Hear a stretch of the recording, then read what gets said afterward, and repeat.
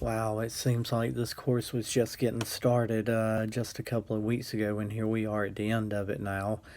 Over the last 7 weeks, I've really had some tough questions asked of me and asked of myself, and I really had to look deep on the inside of me. When I first came into this course, I was thinking that leadership was nothing more than, or Christian leadership was nothing more than what the secular leadership is, only we, listen to God and the Holy Spirit.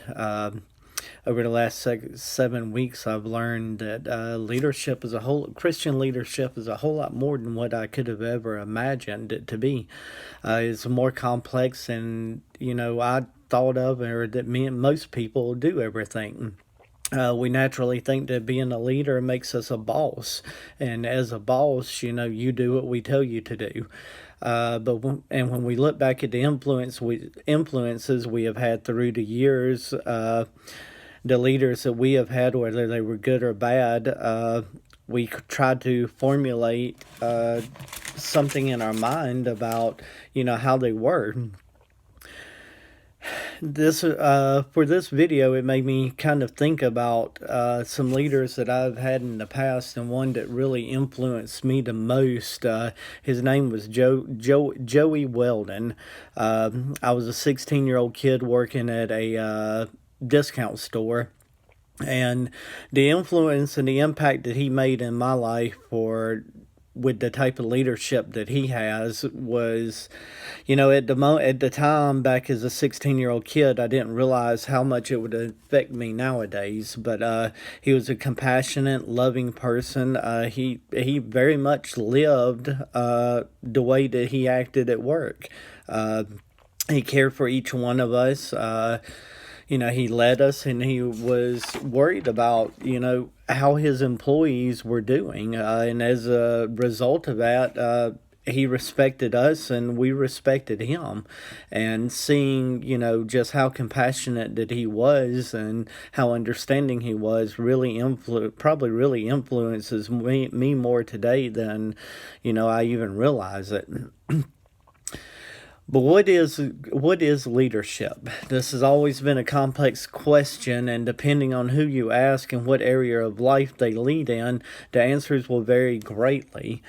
For us as Christian leaders, we have the greatest leader of all, and that was Jesus. A leader has to have compassion, and he has to have passion for what he is doing, but he also has to have compassion for the people he is leading. General McChrystal once said, "You have to be able to let someone fail, but you have to be compassionate to lift them back up and not let them become a failure." This really touched me when he said that, because I've had a lot of people throughout the years that, they have allowed me to fall down, but they wouldn't allow me to stay down. They come along and pick me up, and instead of bashing me over the head and yelling at me and telling me what I did wrong, they gently corrected me and pointed me in the right direction. And that was huge in my life at that time and even now. I think another key element to leadership is to listen. We have to, we not only have to be able to talk, but we have to be able to listen also. Proverbs 18:2 says, "A fool takes no pleasure in understanding, but only in expressing his opinion."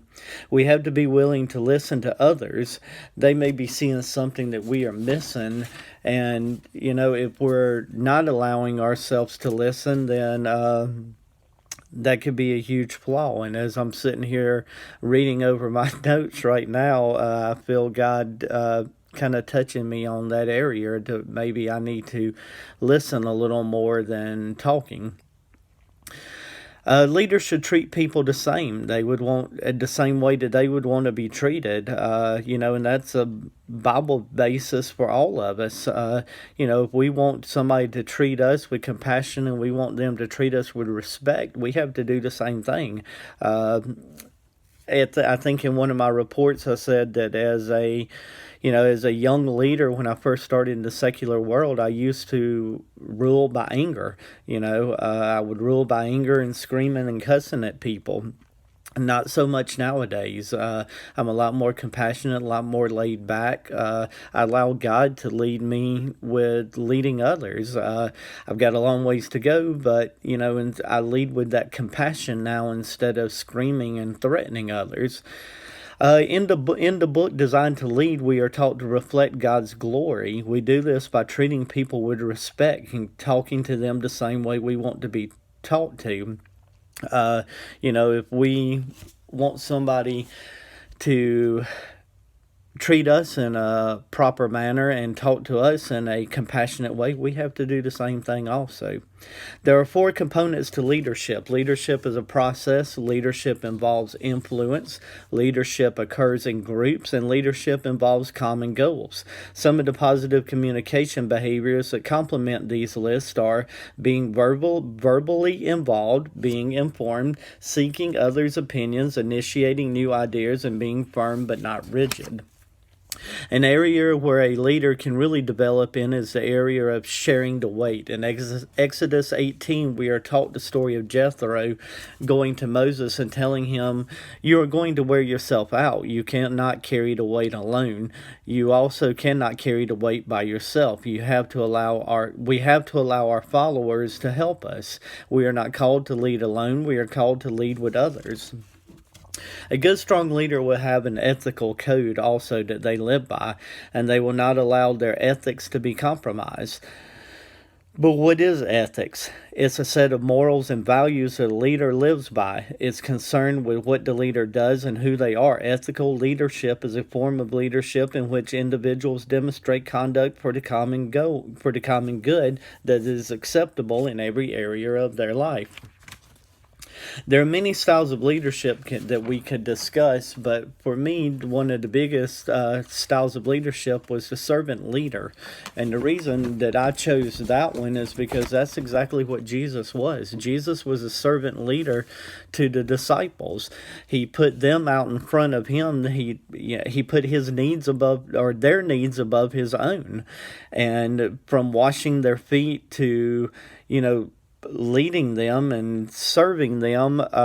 Jesus is our perfect example of what a servant leader was. And if we're going to reflect Jesus, in my opinion, I believe that that's the best form of leadership that we need to be learning and trying to set an example of. But, that's just strictly my opinion.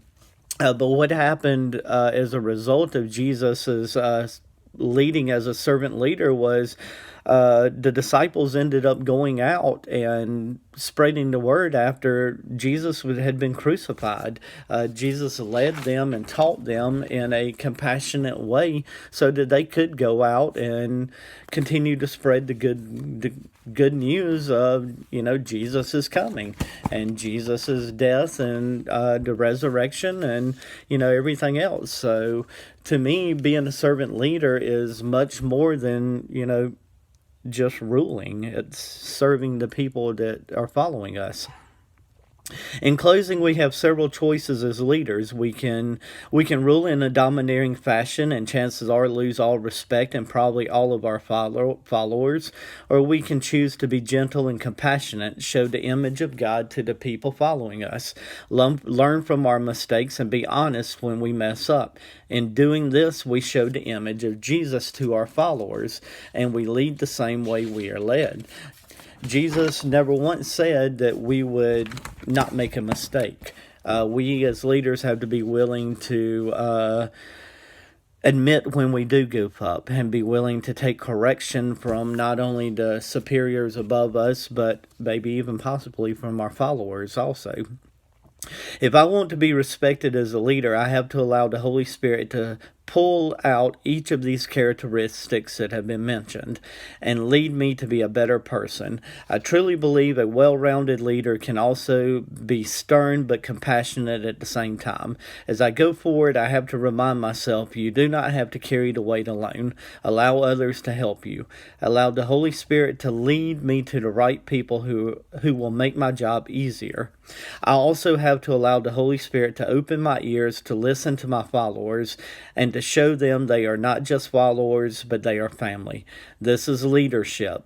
And when we can correct in a loving, compassionate way and we're willing to listen, that's when we stand out the most. Thank you for the last 7 weeks. I really appreciate all the learning and the knowledge that has been given forth. And I look forward to meeting you again some other time. Thank you.